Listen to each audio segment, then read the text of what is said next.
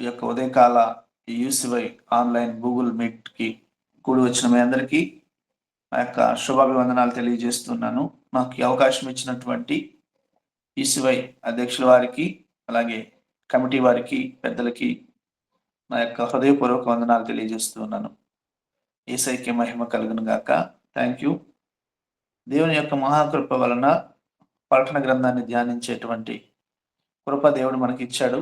గత కొద్ది కాలం నుండి ధ్యానిస్తూ ఉన్నాము. 1వ అధ్యాయం కంప్లీట్ చేసుకొని ఈ యొక్క 2వ అధ్యాయంలో 7 సంఘాల గురించి మనం నేర్చుకుంటూ ఉంటున్నాం.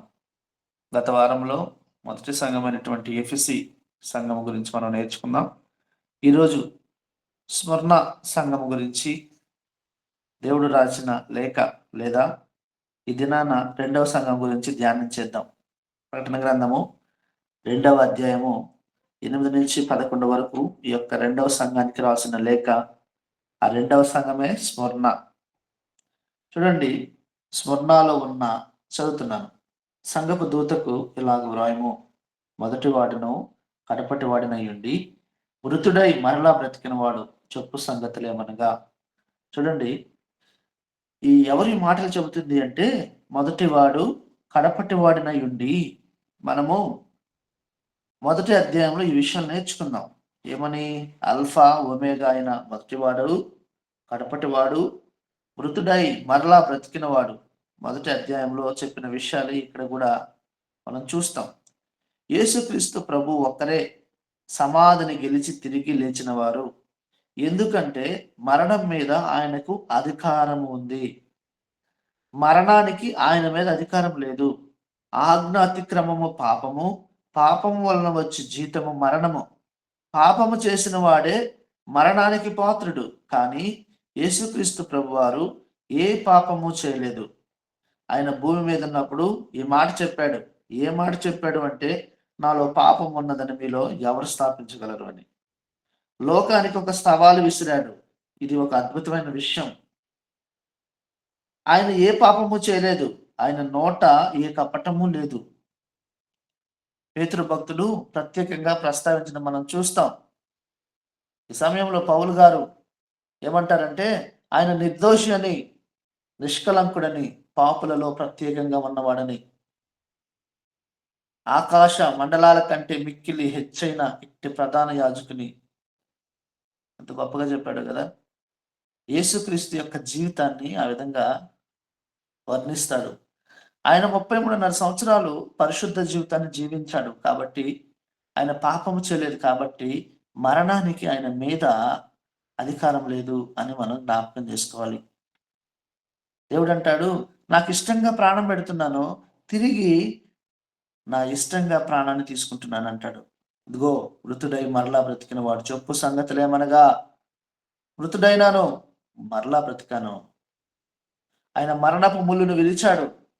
శిష్యులు వచ్చి ఆ సమాధిలో ఉన్నటువంటి ఆ దేహాన్ని తీసుకోపోకుండా ఉండనట్లు ఎన్ని ప్రయత్నాలు చేశాడు సాతానుగాడు. వంచకుడు అనే మాట అక్కడ వాయబడింది. సాతాను ఎన్ని పన్నాగాలు చేశాడో. ఒక ముద్ర వేసేసాడు. ఏమని తెలుసా? ఆ దేహానికి సమాధికి మరలా కాపలా, ఆ యొక్క కాపలా కాసేటువంటి ఆ యొక్క పరిస్థితుల్లో పైగా ఆయన వంచకుడని ప్రసారం చేయబడ్డారు. అనగా యేసుక్రీస్తు వారు సమాధి నుండి లేవకుండా చేయడానికి ఎన్ని ప్రయత్నాలు చేశాడు. కానీ అసలు పాతాళలోక ద్వారాలు ఆయన ముందు నిలవలేవు కదా.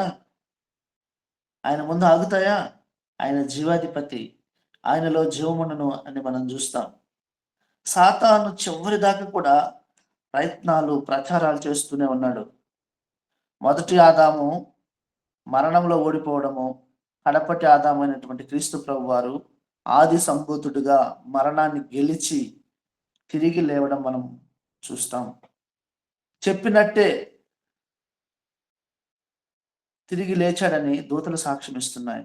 ఒక మాట, సాతాను ఓడిపోయిన శత్రువు, కూరలు పీకేసిన సర్పము, చితక్కొట్టిన సర్పము. మోషే, నీ చేతిలో ఏముంది అన్నప్పుడు, కర్రుంది ప్రభు అన్నాడు. కింద వేయి. కింద వేసినప్పుడు పాము అయింది. మోషే, తోక పట్టుకో. ఎందుకు తెలుసా? మోషే తోక పట్టుకున్నాడు. కారణం ఏంటంటే తల చితక కొట్టే పని నాది. ఆదికాండము 3:15లో చూస్తాము. ప్రభువు మొట్టమొదటి వాగ్దానం స్త్రీ సంతానం. క్రీస్తు ప్రభువుగా, మనుష్య కుమారుడిగా, రక్షకుడుగా కాలం పరిపూర్ణమైనప్పుడు క్రీస్తు ప్రభువు ఈ లోకానికి వచ్చాడు. ఎందుకంటే మరణాన్ని గెలిచి తిరిగి లేవడం కోసం, ప్రాణం పెట్టడానికి, విమోచన క్రయధనంగా అనేకుల కొరకు తన్ను తాను అప్పగించుకోవడానికి వచ్చాడు. ఈ పునరుద్ధాన వార్తను చెప్పడానికి పౌలు గారు 1 కొరింథీ పత్రిక 15వ అధ్యాయంలో ఒక్క చివరి వచనాన్ని తీసివేస్తే దాదాపు మిగతా వచనాలన్నీ కూడా పునరుద్ధానం గురించే.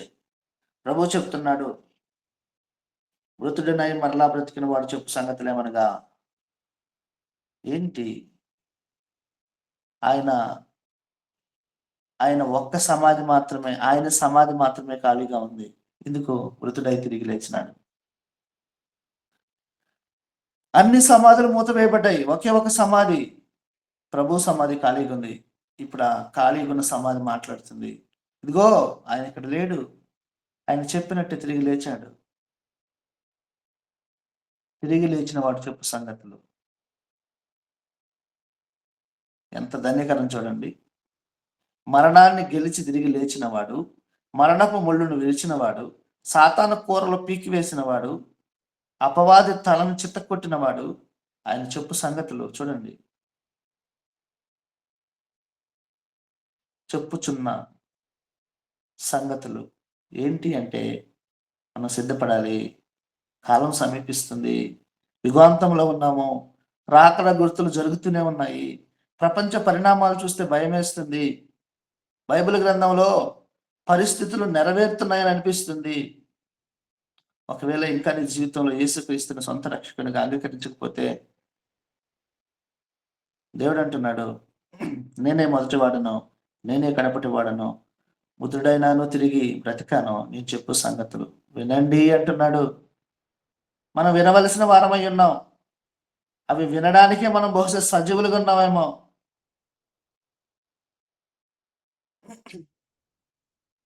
మన భవిష్యత్తు ఏంటో ఈ ప్రకటన గ్రంథం తెలియజేస్తుంది. ఇప్పుడు ఆయన సజీవుడు, తరతరములకు దేవుడు. ఆయన రాయి కాదు, ఆయన చెట్టు కాదు, మొద్దు కాదు, జీవం లేనివాడు కాదు, సజీవుడైన మాట్లాడే దేవుడు ఆయన. ఒక మాట చూద్దాం.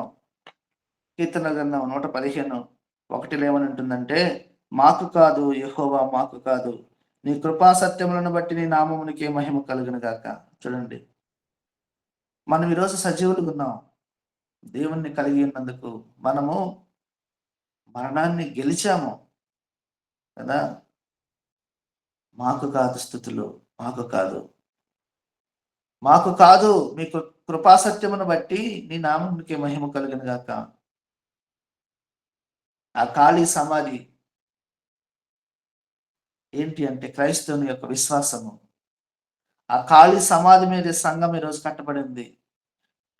క్రీస్తు ఒకవేళ మృతులలో నుండి లేపబడకపోతే మేము ప్రకటించి సువార్త వ్యర్థం అంటాడు 1 కొరింథీ పత్రికలో. మరణాన్ని గెలిచి తిరిగి లేచి ఎవరెవరికి కనిపించాడో వ్రాస్తూ ఒకేసారి 500 మంది కనిపించాడు ఆయన. చూస్తాం మనం. ఎవరెవరికైనా పునరుద్ధానం దర్శనం కనిపించిందో, ఇప్పుడు ఒకరికి, ఇద్దరికి, 5గురికి, 10కి, 20 మంది కాదు. ఒకవేళ ఇలా జరిగుంటే భ్రమ అనుకోవచ్చు. ప్రభువుని వాళ్ళు తలుచుకొని భ్రమపడుతున్నారు అనుకోవచ్చు. కానీ ఒకేసారి 500 మందికి. ఈ పునరుద్ధానం అనేది ఎంత బలమైందో, ఎంత రుజుమైందో, ఎంత వాస్తవమైందో మనం అర్థం చేసుకోవాలి ఈ సమయంలో. మేఘం వచ్చి కమ్ముకొని ఆయన తీసుకొని వెళ్ళిపోయినప్పుడు శిష్యులు చాలా ఆశ్చర్యంతో చూస్తున్నప్పుడు దేవుని దూత మాట్లాడుతుంది, ఆయన ఎలా వెళ్ళాడో తిరిగి అలాగే వస్తాడు. ఇప్పుడు ప్రభు ఎక్కడ ఉన్నాడు? ఆకాశంలో ఉన్నాడు. ఇదిగో ఇక్కడ రాయబడింది. అలాగే కీర్తన 115:3 చూద్దాం. ఇదిగో అన్యజనులు ఎందుకు చెప్పుకుందరు. సారీ 3, మా దేవుడు ఆకాశమందున్నాడు, తనకి ఇష్టం వచ్చినట్లు సమస్తమును ఆయన చేయుచున్నాడు. వారి విగ్రహములు వెండి బంగారువి, అవి మనుషుల చేతి పనులు. వాటికి నోరుండి పలకవు, కనులుండి చూడవు, చెవులుండి వినవు, ముక్కులుండి వాసన చూడవు, చేతులుండి ముట్టుకొనవు, పాదములుండి నడవవు, గొంతుకతో మాట్లాడవు. వాటిని చేయువారును వాటి అందు నమ్మకించు వారందరూ వాటి వంటి వారై ఉన్నారు. ఈరోజు దేవుడు ఎంత స్పష్టంగా క్రీస్తులో మనకిచ్చిన ఆధిక్యత గురించి మాట్లాడుతూ ఉన్నాడు. ప్రభువు చూడండి, ఈ సంఘానికి ఎలా పరిచయం చేసుకుంటున్నాడో. ఇదిగో నేను మొదటి వాడనయ్యా, కడపటి వాడనో, మృతుడై మరలా బ్రతికిన వాడు చెప్పు సంగతులేమనగా. ఇప్పుడు మనం ఎక్కడున్నామో, ఆయన ఎక్కడున్నాడు? ఇప్పుడు ఆయన ఎక్కడున్నాడు? ఆయన ఆకాశం అందున్నాడు. మృతుడై మరలా బ్రతికాడు. ప్రభువు భూమి మీద ఉన్నప్పుడు ముగ్గురిని బ్రతికించాడు. లాజరుని, యాయూరు కుమార్తెను, నాయను విధురాలు కుమారుణ్ణి. అయితే ఆ ముగ్గురు కూడా తర్వాత చనిపోయారు. కానీ క్రీస్తు ప్రభువారు ఒక్కసారి అర్పించబడ్డాడు. ఇంకా ఆయనకు చావు లేదు, చనిపోడు. ఆయన సజీవుడు, ఆకాశం అందున్నాడు. ఈ సంఘంతో ఈ విధంగా ప్రభు పరిచయం చేసుకున్నాడు. 9, 10, 11లో ఆ సంఘం గురించి మాట్లాడుతున్నాడు. ఆ మాటలు నేడు మనకు చాలా వర్తిస్తాయి. తర్వాత చదివినట్లయితే, నీ శ్రమను దరిద్రతను నేను ఎరుగుదును, అయినను నీవు ధనవంతుడివే.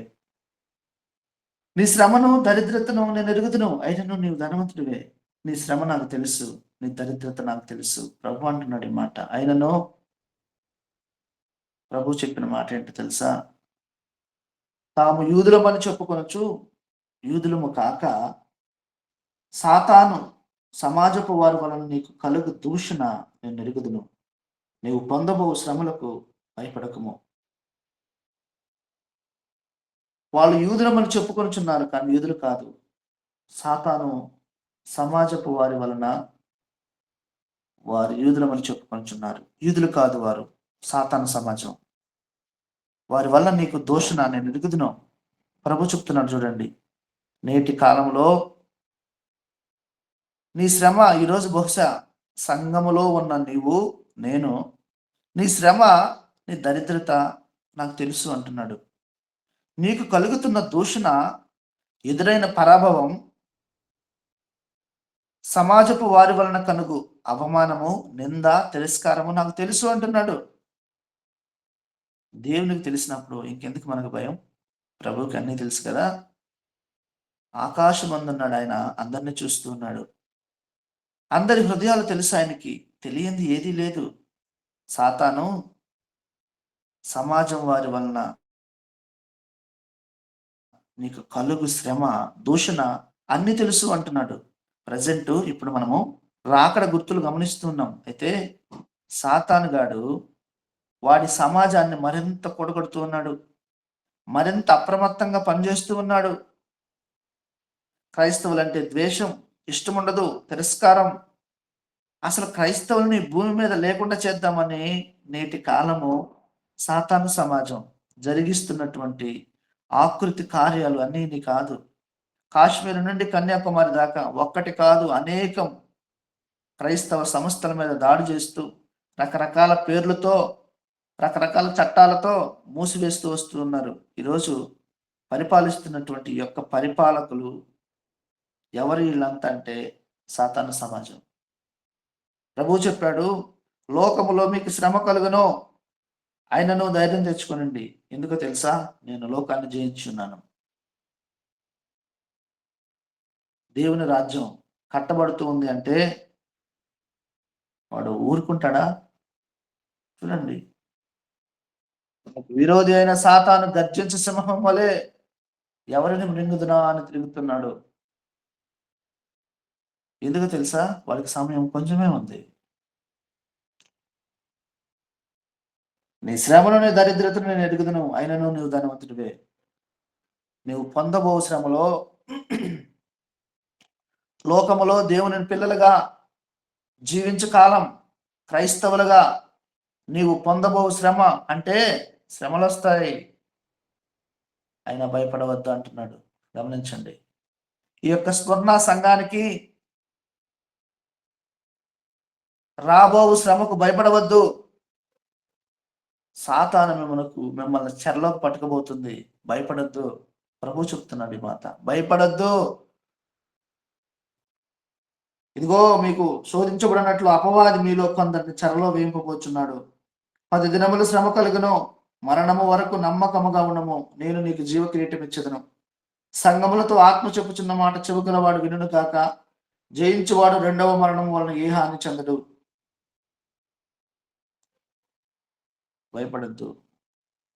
ఇందులో ఉన్న శ్రేష్టమైన పాఠాలు మనం నేర్చుకునే ప్రయత్నం చేద్దాం. మొదటిగా స్వర్ణ సంఘం యొక్క చరిత్ర కూడా మనకు తెలియాలి. అది ఏ కాలంలో ఉందో, ఏమిటో, ఏ విధంగా ఉందో. ఆసియా మైనర్ అనగా నేటి కాలం టర్కీగా పిలువబడుతున్నటువంటి ఆ ప్రాంతంలో ఈ యొక్క స్మరణ అనేటువంటి ప్రాంతము బహు మనోహరమైన అందమైన పట్టణంగా చరిత్రలో మనం చూస్తాం. ఈ స్మరణ ఎఫెసీ సంఘం నుండి ఉత్తరంగా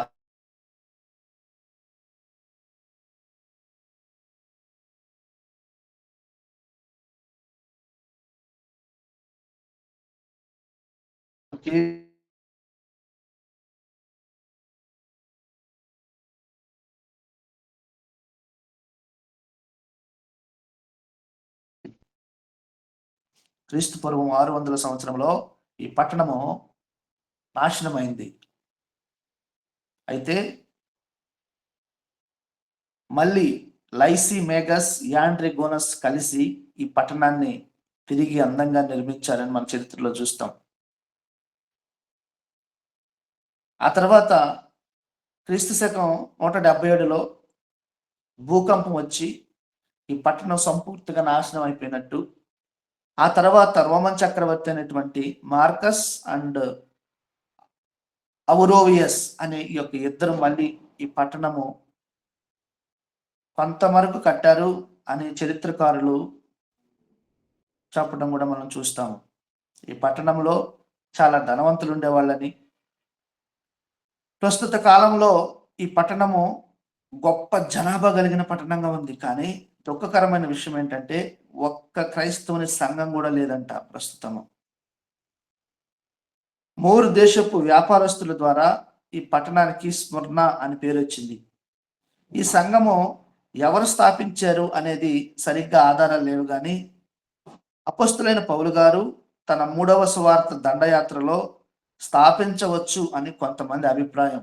అపొస్తల కార్యములు 19:10 ప్రకారం ఒక అభిప్రాయం చెప్తూ ఉంటారు.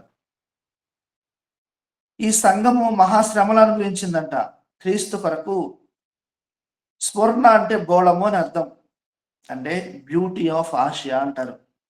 చాలా బలమైన నగరంగా, అభివృద్ధి చెందిన పట్టణంగా, శ్రమ అనుభవించిన సంఘంగా చెప్తూ ఉంటారు. ఈ స్వర్ణ యొక్క సంఘకాలము క్రీస్తు శకము 120 నుండి క్రీస్తు శకము 132 వరకు ఈ యొక్క స్వర్ణ సంఘకాలంగా చెప్పబడింది. ఈ సంఘముతో దేవుడు మాట్లాడుతున్న మాట ఏంటంటే, నలిగిపోయిన, హింస పొందిన సంఘముగా మనం జ్ఞాపకం చేసుకోవచ్చు. The rich and poor church అని కూడా పిలవచ్చు. చూడండి, శ్రమ అనుభవించింది దేవుడు అంటున్నాడు, కానీ భయపడలేదు. కష్టం అనుభవించింది కానీ భయపడలేదు. Persecuted and fearless church.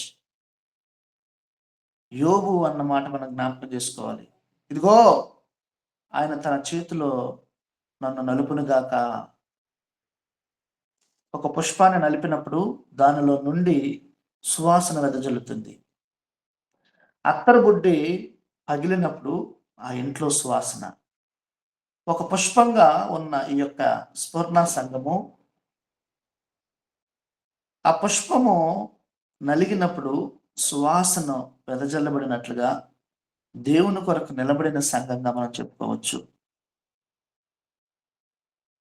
కొన్ని పాఠాలు మనం నేర్చుకోవాలి. స్మరణ అంటే బోళము అని అర్థం. అయితే ఈ బోళానికి బైబిల్ గ్రంథంలో చాలా విశిష్టత ఉందండి. ప్రత్యక్ష గుడారంలో చాలా సామాగ్రి ఉంటుంది కదా. నిర్గమాకాండం 30:23లో చూస్తాం.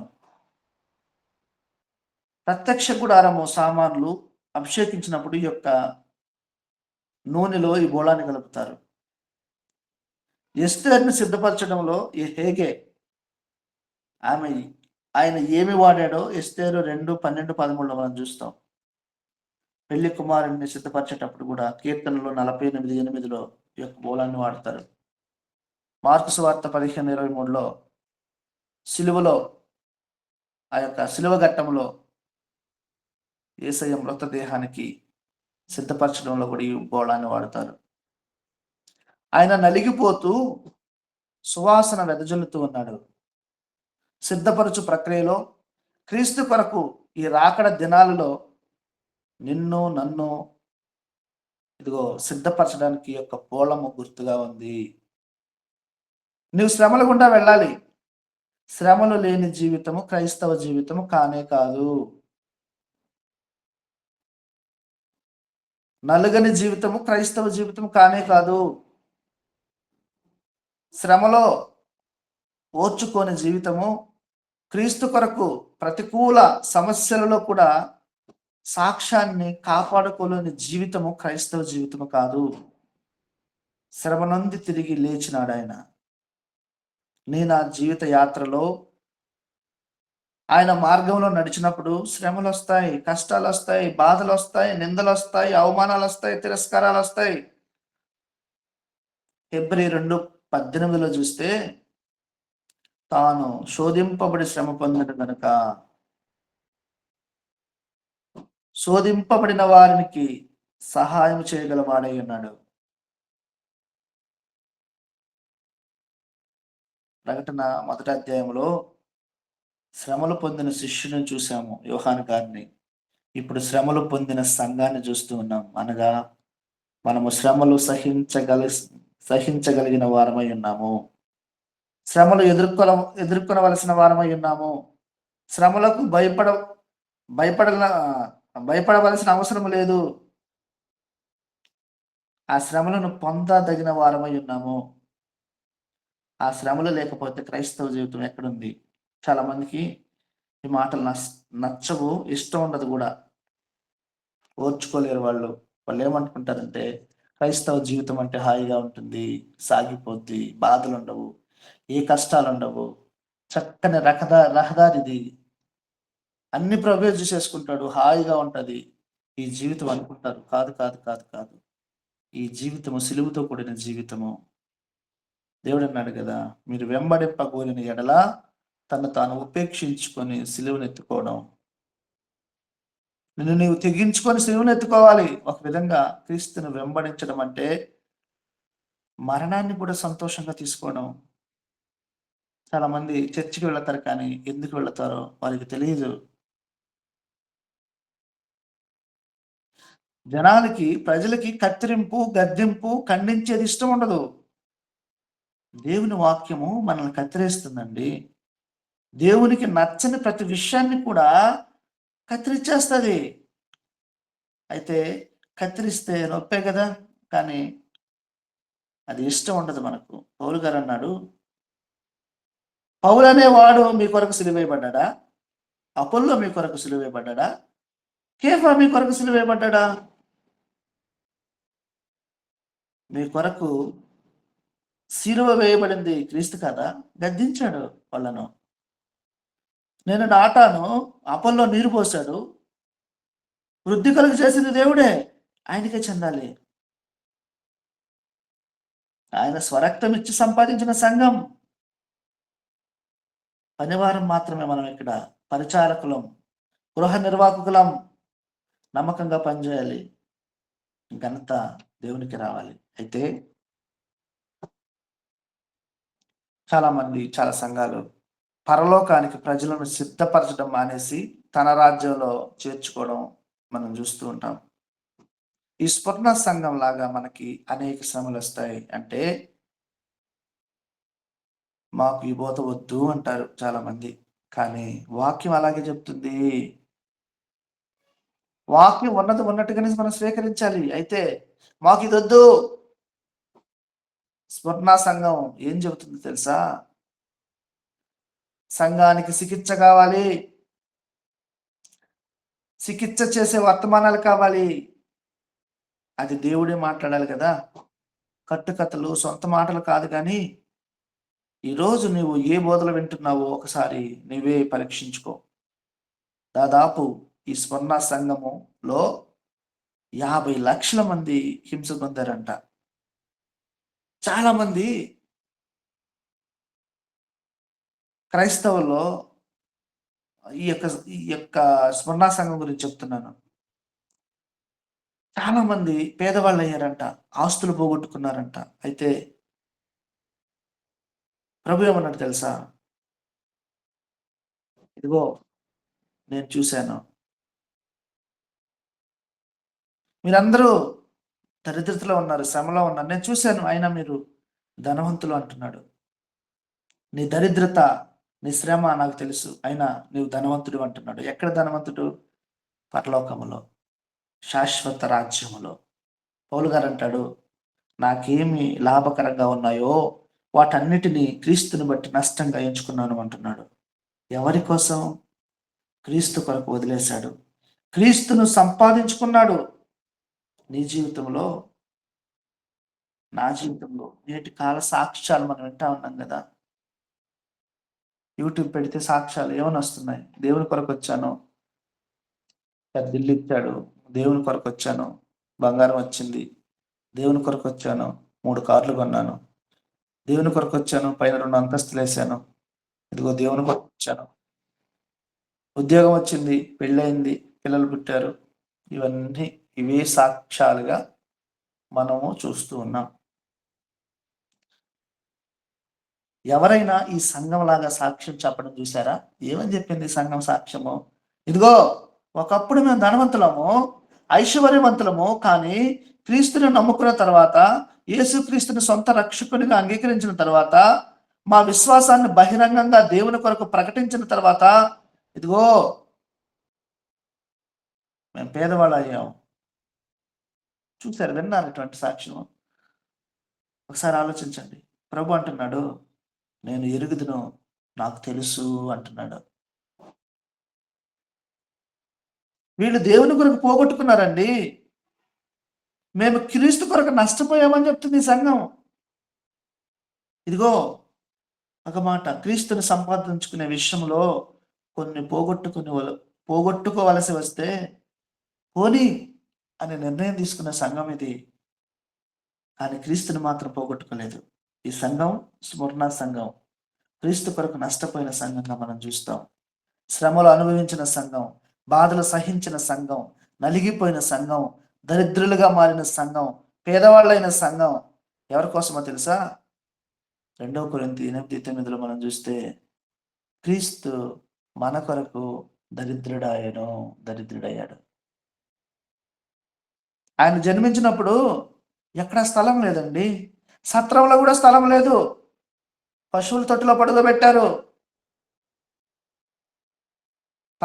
పరలోకం విడిచి భూమికి వచ్చిన ఈ యొక్క గొప్ప దేవునికి స్థలం లేదు ఇక్కడ.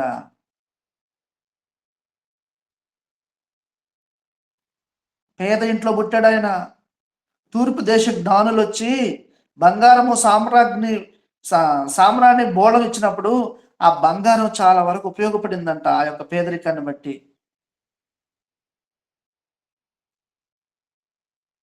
మనం చూస్తాము. ఆయనను ఆ దినాల్లో ఆలయంలోనికి తీసుకెళ్లి ప్రతిష్ఠించినప్పుడు ధనవంతులు గొర్రె పిల్లను బలిగా అర్పిస్తారు. కానీ పేదవాళ్ళు వారికి ఉన్న వెసులుబాటును బట్టి గువ్వలను, పక్షులను బలిస్తారు. ఆ పేదరికంలో మనకి దేవుడు కళ్ళకు కట్టినట్టు చూపిస్తాడు.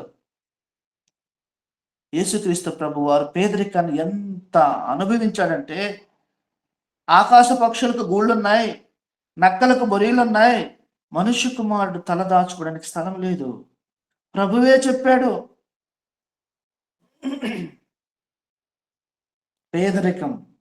ఆయనకి సొంతది ఏదీ లేదు. ఆయన ఎక్కి ప్రసంగించిన ఆ ధ్వని ఎవరిది? ఆయనది గాదు. ఆయన ఎక్కి ఊరేగిన గాడిద ఆయనది గాదు.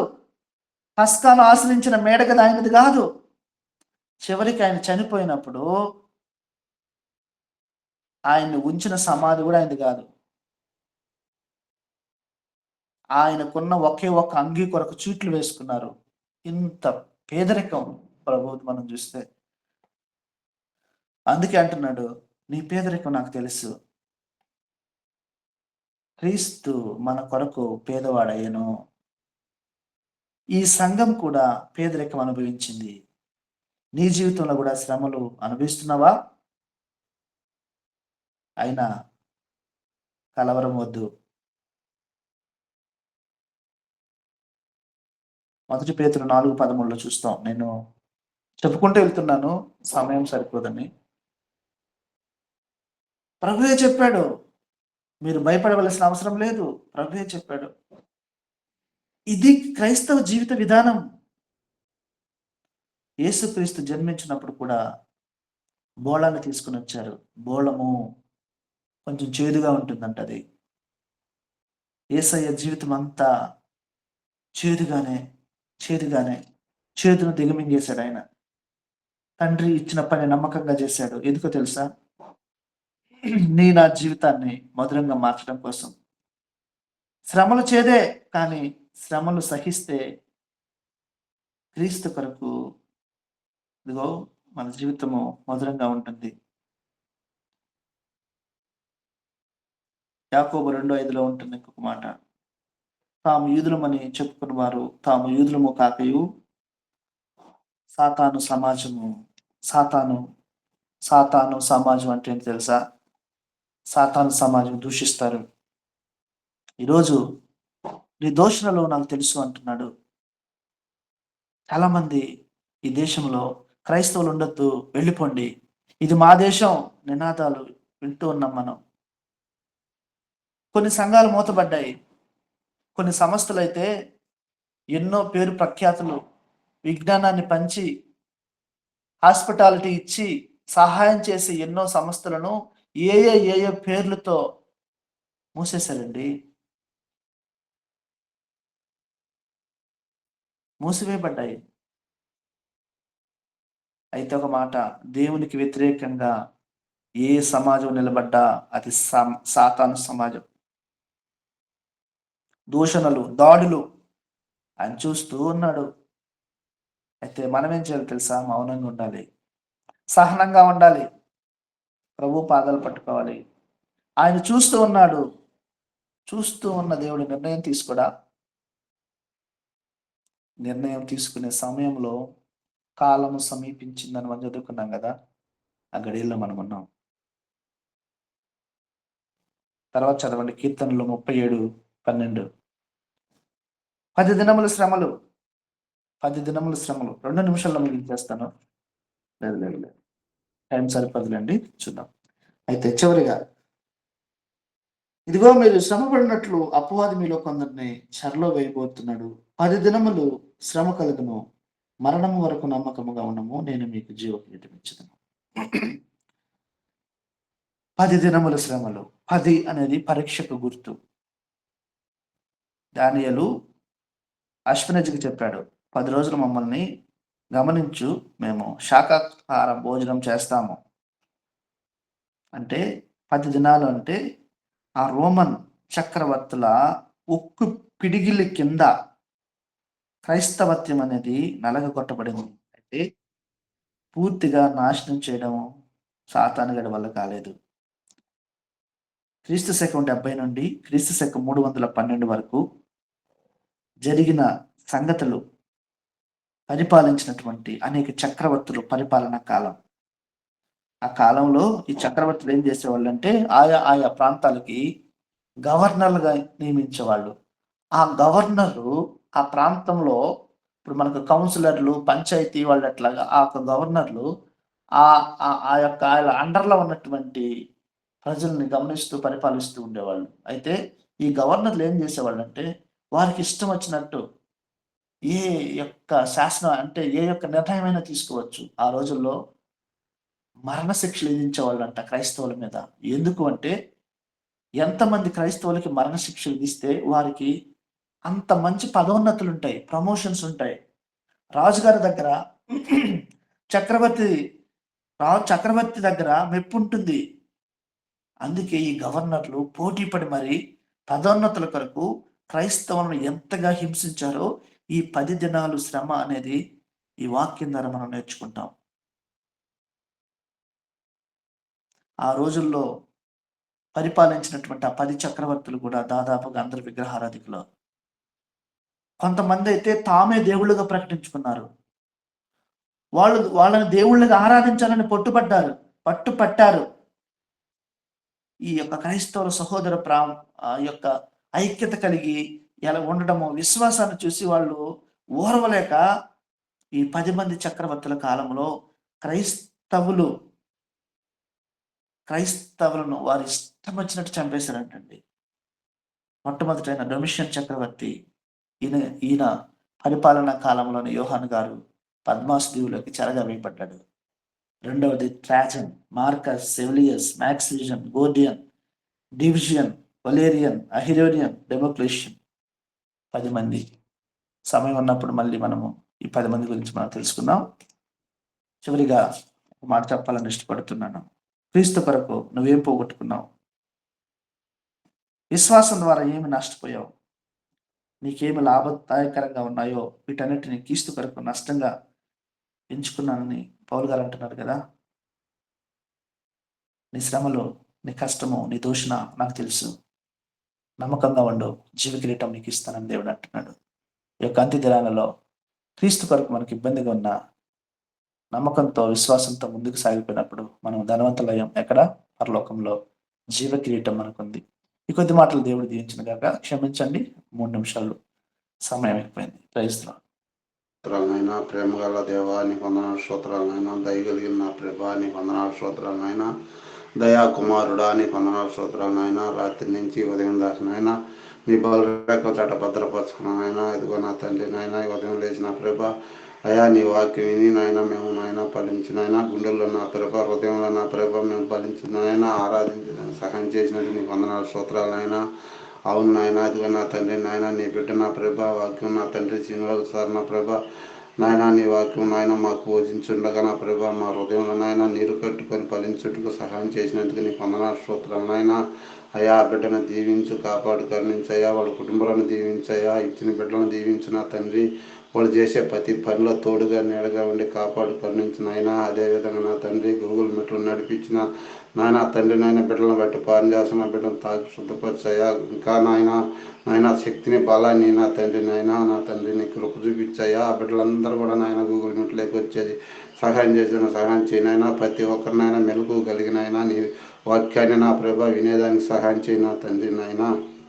అదేవిధంగా నా ప్రభా అయ్యా ఇంకా రావాల్సిన బిడ్డలు కూడా వచ్చేదానికి సహాయం చేయనా తండ్రి నాయన. ఎవరైతే తప్పిపోండరో వాళ్ళందరూ కూడా వచ్చేదానికి సహాయం చేయనాయన నా తండ్రి నాయన. నీ బిడ్డలు నా ప్రభా దీవించి కాపాడు, కరుణించయ్యా. అయా ఇదిగో నా తండ్రి నాయన ప్రభా అందరూ నా ప్రభా నాయన నీ అడుగు జాడల్లో నాయన నడుచుట్టుకు సహాయం చేయనాయన. అయా ఇదిగో నా తండ్రి నాయన మేము చేసి నీ కొద్దిపాటున తప్పు క్షమించి కాపాడుతాను. ఏసు నామములో అడిగి పెట్టుకుంటున్నాను తండ్రి. ఆమేన్. ఆమేన్.